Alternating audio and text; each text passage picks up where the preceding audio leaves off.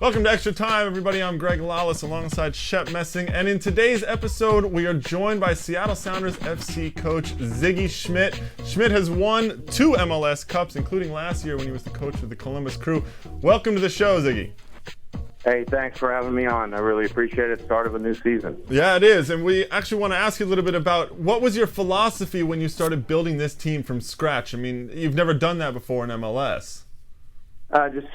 Trying to get the best players possible is the number one thing, and a little bit of disregard for positions to a certain extent, but also, trying to make sure that we build a solid central midfield, so that we can build around that core. Those were the things we tried to do early, and within that also build our strength down the middle of the field. Well, when I look at the roster, Ziggy, I have some concerns, I think, in the back. Either there's a lack of experience in some players and maybe a lack of talent in others. What concerns do you have? And tell us a little bit about Hurtado and how he can help out. Yeah, well, I have a little bit less concerns than I had probably 3 or 4 weeks ago. But obviously, with Casey Keller in goal, that's a good solid rock to build around, and he's a good foundation for us there. Tyrone Marshall gives us some experience, and Tyrone over the years has become more of a cerebral player. I mean, he's always had great athletic tools, but he's more cerebral now, and that helps us. John Kennedy Hurtado has all the physical tools. He's maybe a slightly smaller version of Jamison Olave, but he's got great foot speed, so he can track people, and I think him and Tyrone all develop into a very good combination in the middle for us. On the outside, there's James Riley, there's Nate Sturgis, there's Tyson Wall can play on the outside, Zach Scott. He's somebody who can give us some depth there, and we're probably not 100% done with tinkering in the back. Now let's talk about Thursday. Big game. It's going to be sold out at Quest Field, big crowd. How do you talk to your guys about the pressure that's coming out when they come out on the field? We talk about the opportunity. We don't talk about the pressure.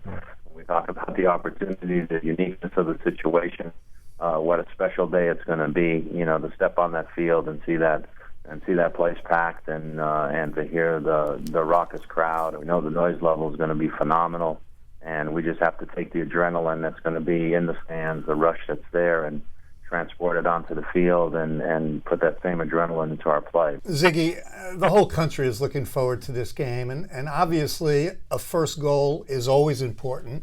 I would think in this game even more important. Yeah, the first goal is always important, so we're gonna see if somehow we can maybe put something in Juan Pablo's food that on hell doesn't get the first goal against us, but we feel pretty confident that we can attack, with some flair, and with Nate up front and with Freddie Montero, who's a good foil for him as well. I think we'll create some things. Not quite sure of the other guys who we're going to put on the flanks per se, but with Niasi, Lato, Zakawani, we have some good speed on the flanks. We always want to maintain our belief, so we want to get the first goal because it's important. If we don't get the first goal, it's not the end of the story. We're looking forward to Thursday night. Good luck in that, Ziggy, and thank you for joining us today. Great. Thanks very much. Some news out of MLS headquarters today, an announcement of one of the teams joining the league in 2011, Vancouver, setting up a wonderful rivalry with Seattle up in the Pacific Northwest. Shep, what are your thoughts on Vancouver being one of the expansion teams? Yeah, Greg, I absolutely love it. Vancouver as an expansion team in Major League Soccer is spectacular. If you've never been to the city is beautiful. They have a great soccer history. Well, that's a good question. Did you play up there? I mean, they were the Vancouver Whitecaps in the day.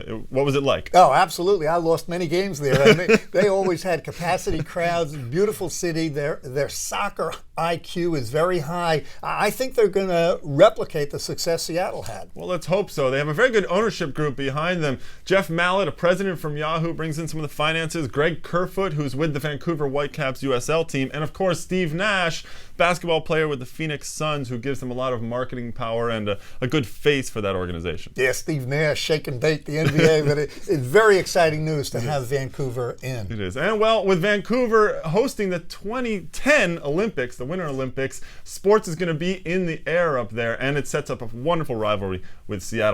They won't play their first game until 2011, but the first weekend of MLS 2009 is this weekend, so join us tomorrow. We're going to preview all the games.